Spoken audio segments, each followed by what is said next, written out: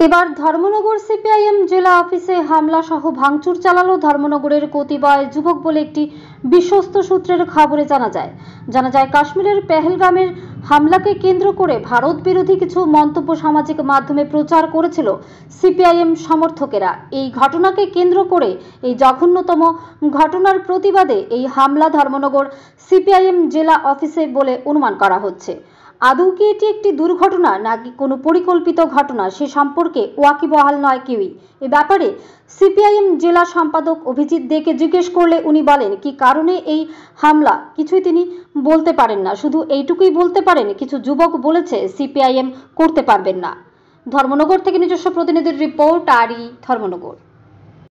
আমরা আজকে ব্লকগুলোতে আমাদের রেগার পেমেন্ট বকেয়া এবং নতুন কাজের দাবিতে ডেপুটেশনের কর্মসূচি আছে। তিনটা ব্লকেই যুবরাজনগর, কালাছড়া এবং কদমতলা ব্লকে। এখানে কারো জমায়েত নেই, এখানে আমাদের নেতৃত্ব যারা তারা ভাগ কোথায় কে যাবেন এটা নিয়ে আলোচনা চলছিল। তার মধ্যেই হঠাৎ আমরা দেখলাম কিছু যুবক তারা এসে ঢুকলেন, ঢুকেই প্রচণ্ড উত্তেজনাকর কথাবার্তা, এখানে সিপিএম করা যাবে না, অফিস বন্ধ করে দিতে হবে,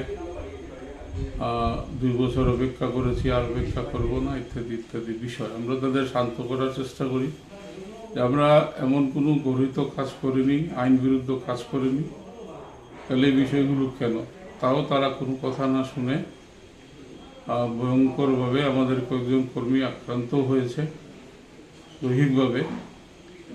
1-2 জনের আঘাত একটু বেশি আছে। এই অবস্থার মধ্যে তারা আমাদেরকে অফিস থেকে বের করে দেয়, কিন্তু আমাদের অফিসে 2 জন ভিতরে ছিলেন, বাইরে থেকে তারা তালা মেরে দেয়। এখন আবার আমরা এসেছি পুলিশের সাহায্য, পুলিশের সামনে আমরা সেই তালা খুলে আমাদের সেই কর্মী 3 জন ছিলেন তাদের আমরা বের করেছি। এ হলো অবস্থা। এবং এটা খুবই দুঃখজনক যে এটা 10 নম্বর বার ঘটে গেল আমাদের এই মহকুমা এবং জেলা দপ্তরে। আমরা ধর্মনগর একটা শান্তির শহর, গর্বের বিষয়।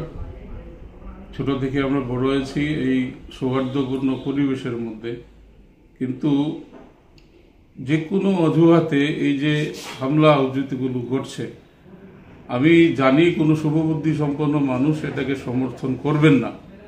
আমরা তবুও আপনার সকলের কাছে আবেদন জানাচ্ছি যে শান্তি সম্প্রীতি রক্ষা করার স্বার্থে রাজনৈতিক দল, আমরা সংবিধান মেনে রাজনৈতিক দলের স্বীকৃতি পেয়েছি।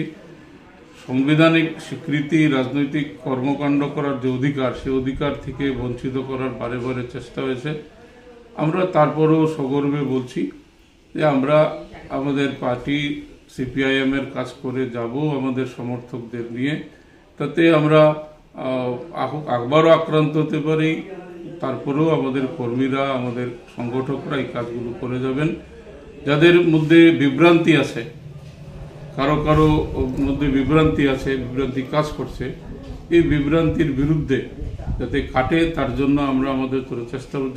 যদি কারো কোনো জিজ্ঞাসা থাকে তারা আমাদের জিজ্ঞেস করতে পারেন, আমরা সবিনয়ে তাদের সেই প্রশ্নের উত্তর দিতে তৈরি আছি।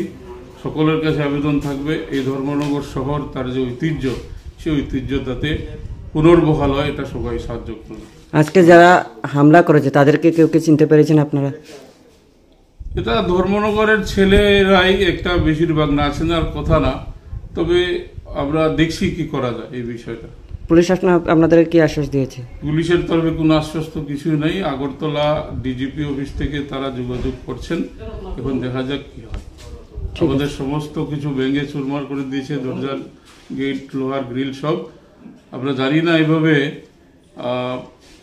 সুস্থ গণতান্ত্রিক বাজার রক্ষা করা যায় কেমন করে। সকলের সাহায্য চাই, সহযোগিতা চাইছি আমরা।